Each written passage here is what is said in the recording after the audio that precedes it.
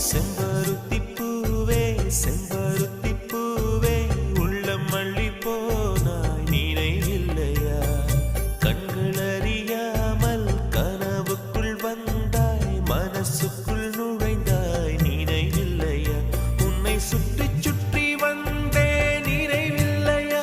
என்னை சுத்தமாக மறந்தே நினைவில்லையா அதை சொல்லத்தான் நினைக்கின்றேன் நான் சொல்லாமல் தவிக்கின்றேன் செம்பரு